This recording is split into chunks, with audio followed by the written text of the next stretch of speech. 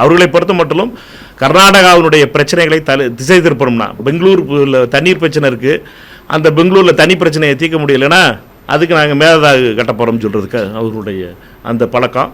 எங்களை பொறுத்த மட்டும் அவர்களுக்கு என்ன அவர்கள் பேசுவதெல்லாம் அவருடைய அரசியலுக்கு பேசட்டும்.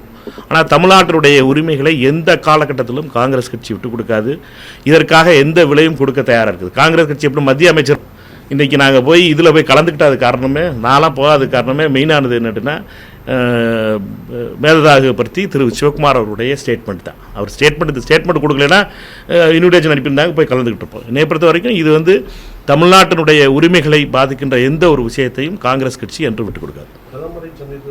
உண்மையை சொல்லலாம் அவர்களை பற்றி. ஆனால் விசிகே பற்றி சொல்கிறது ரொம்ப ஆச்சரியமாக இருக்குது. விசிகே என்ன பேச்சு பேசினார்? இப்போ பேசின பேச்சு இதுன்னா, நான் இந்த ஒரு படத்தில் ஒரு காமெடி வரும், என்ன வேணாலும் அடிச்சுக்கிறோம், அதுக்கடுத்து நாங்கள் அவனை கெட்ட வாரத்தில் வச்சுக்கிறோம், அவனை அடிச்சு இது பண்ணிக்கிறோம்னு சொல்லி வடிவேல் காமெடின்னு நினைக்கிறேன். வடிவேல் காமெடி கதையாக இருக்குது ராஜா அண்ணன் பேசுகிறது. விசிகே எவ்வளோ அவமானகரமான பேச்சு, பெரம்பலூரில் எவ்வளோ அடித்து அவர் மீது வன்மத்தை காட்டினாங்க.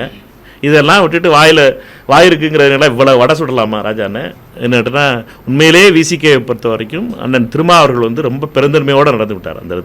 அதுக்கு அடுத்து பெரம்பலூரில் நடந்த தாக்குதலுக்கு அப்புறமும் அதற்கு மேல் அவர்களுடைய இந்த அல்ட்ரா சில்ட்ரு ஐடிவிங், திமுகவோட அல்ட்ரா சில்ட்ரு ஐடிவிங் பண்ணுற அட்டூழியம் இருக்குவாருங்க, அது ஒன்று இருக்க விசிகே நண்பர்கள்லாம் அவமானப்படுத்தி அவர்களை அமைச்சராக இருக்கிற திரு வன்னியரசு அவர்களாக இருந்தாலும் சரி எல்லாரையும் பண்ணிட்டு இப்படி பேசுறதுங்கிறதே ரொம்ப கொடுமை.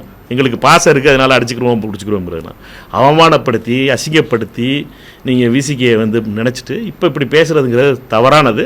அண்ணன் ராஜா அவர்களை பொறுத்த மட்டும் விசிகே விடுதலை சிறுத்தைகளிடம் மன்னிப்பு கேட்கணும். எங்களை பொறுத்த மட்டும் நாங்கள் நின்ன இடத்துல தான் நிற்கிறோம். இதில் நின்றவர்கள்லாம் யார் வெளிநடப்பு பண்ணுறாங்கிறத அது மசோதா கொண்டு வரும்போது பார்ப்போம். பிளே ஸ்டோர் மற்றும் ஆப் ஸ்டோரில் இருந்து பாலிமர் செயலியை QR கோடு மூலம் பதிவிறக்கம் செய்யுங்கள். செய்திகளை உடனுக்குடன் பெறுங்கள்.